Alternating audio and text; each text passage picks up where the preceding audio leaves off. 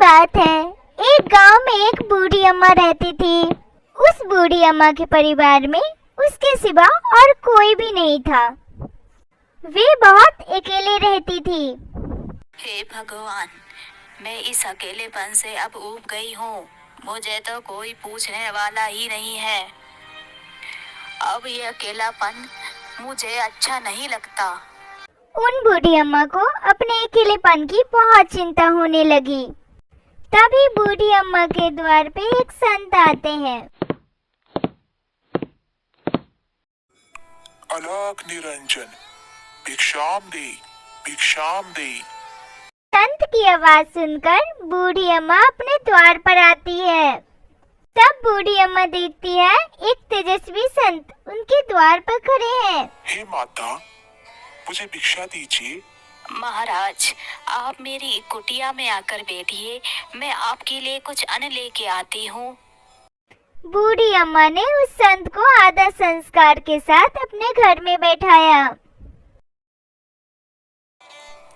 हे माता, क्या बात है?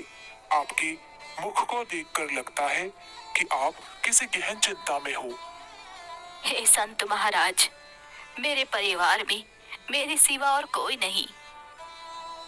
मुझे कोई पूछने वाला नहीं। मैं अपने अकेलेपन से बहुत दुखी हूँ और चिंता में हूँ। हे प्रभु, अब आप ही मेरे पे कृपा कीजिए और मेरी समस्या का समाधान कीजिए। हे माता, तुम चिंता क्यों करती हो? तब उन संत ने अपने झोले में हाथ डाला और उसमें से एक बाल गोपाल बाहर निकाले। हे माता, ये बाल गोपाल है, ये मैं तुमको दे रहा हूँ। इन बाल गोपाल को तुम संभालना, प्रेम पूर्वक अपने बालक की तरह इनका लालन पालन करना। बूढ़ी अम्मा को बाल गोपाल देकर संत वहाँ से चले गए।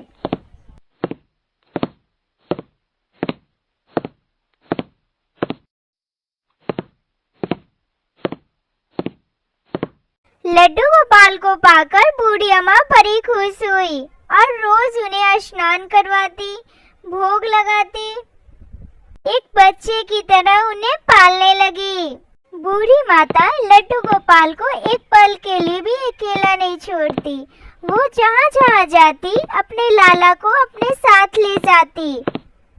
वो सोचती थी अगर लाला रोएगा तो उन्हें कौन देखेगा। यह सब देख गांव के सभी लोग बूढ़ी अम्मा पे हंसा करते थे और सोचते थे इस उम्र में बूढ़ी अम्मा क्या करने के लिए बैठ गई है। धीरे धीरे ये बात गांव के शरारती बच्चे को पता चल गई। गांव के शरारती बच्चे बूढ़ी अम्मा को उन मिट्टी की मूर्ति के प्रति प्रेम देखकर बहुत हंसा करते थे। एक दिन उन सभी ने बूढ़ी अम्मा के साथ मजाक करने की योजना बनाई। वह बूढ़ी अम्मा के पास जाकर बोलने लगे, अरे मैया सुन, हमने सुना है जंगल से एक भेड़िया गांव में घुस आया है जो छोटे छोटे बच्चों को उठाकर ले जाता है और उनको मारकर खा जाता है। मैया तुम अपने बाल गोपाल का ख्याल रखना, कहीं वो भेड़िया तेरे बाल गोपाल को उठा ना ले जाए। अभी तो ये मेरा लल्ला बहुत छोटा है, वह चल भी नहीं पाता। अगर उसे भेड़िया उठाकर ले जाएगा तो मेरे जीवन का तो सार ही चला जाएगा। मैं अपने लल्ला के बिना कैसे जी पाऊंगी। नहीं नहीं, मैं अपने लल्ला को कुछ नहीं होने दूंगी। अब मैं अपने लल्ला को कुटिया से बाहर नहीं निकालूंगी और यहीं कुटिया के बाहर बैठकर पहरा दूंगी। यह सब निश्चय करके बूढ़ी अम्मा अपने हाथों में छड़ी लेकर अपने लाला का पहरा देने लगी। ऐसे ही माता को पहरा देते हुए एक दिन बीत गया। दूसरे दिन भी बूढ़ी अम्मा पहरा देती रही। उस बूढ़ी अम्मा ने ना स्नान किया, ना भोजन किया, ना पानी भर के लाई। वह यह सब छोड़ अपने लाला का पहरा देती रही। वह सोचती कहीं मैं पानी भरने जाऊं अब भेड़िया मेरे लाला को उठा न ले जाए। ऐसे ही 4 दिन बीत गए। 5वां दिन आरंभ हुआ।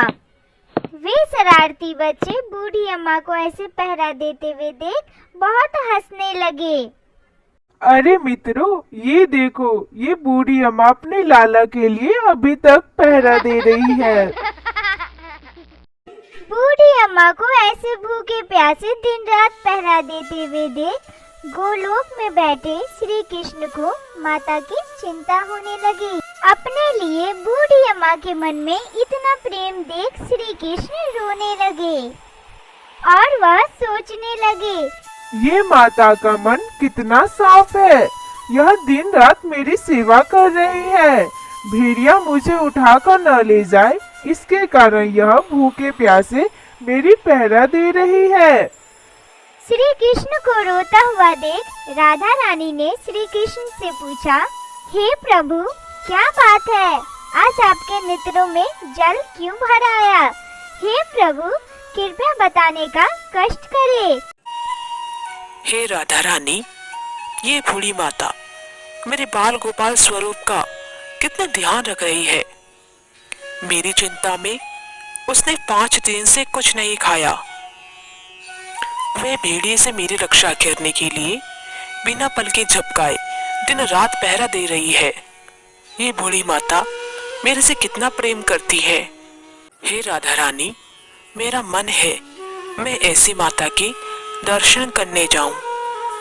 तब श्री कृष्ण बूढ़ी अम्मा से मिलने के लिए गोलोक से अंतर ध्यान हो गए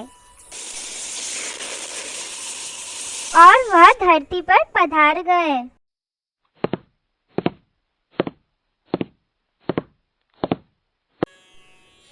मैया, ओ मैया, इधर तो देख, मैं तेरा वही बाल गोपाल हूँ जिसकी तू रक्षा कर रही है। बूढ़ी माता को लगा कोई बालक उनसे शरारत कर रहा है। अरे हट यहाँ से, तू मेरा बालक नहीं है। मैं भोली हूँ ना, इसलिए तुम लोग गांव के शरारती बच्चे आकर मुझे परेशान करते हो, मेरा मजाक बनाते हो। चल निकल यहाँ से। तब प्रभु ने उस बूढ़ी अम्मा को अपने दृश्य दर्शन दिए। हे माता, मैं श्री कृष्ण हूँ। मैं तेरी भक्ति से बहुत प्रसन्न हूँ। तुझे जो मांगना है मांग ले। अच्छा, तो आप भगवान हैं। प्रभु, आपको मेरा प्रणाम। हे प्रभु, कृपा कर मुझे यही वरदान दीजिए कि भेड़िया कभी भी मेरे बाल गोपाल को उठाकर ना ले जाए। मेरा बाल गोपाल कभी मुझसे दूर ना हो। बूढ़ी अम्मा का यह बात सुन भगवान श्री कृष्ण और प्रसन्न हुए। वह सोचने लगे, सामने स्वयं श्री कृष्ण खड़े हैं, लेकिन बूढ़ी अम्मा को यह लड्डू गोपाल की ही परी है। माता, मैं तेरे लाल की ऐसी रक्षा करूँगा कि भेड़िया कभी भी तेरे लाल को उठाकर नहीं ले जाएंगे। मैया, तू चल मेरे साथ, मैं तुझे अपने मित्र धाम की ओर ले चलता हूँ और तेरे साथ तेरे बाल गोपाल को भी ले जाऊंगा। वहाँ किसी भेड़िया का डर नहीं है, वहाँ मेरा धाम है, वहाँ किसी चीज का कोई भय नहीं है। तब प्रभु बूढ़ी माता को उनके लल्ला के साथ अपने धाम चले गए।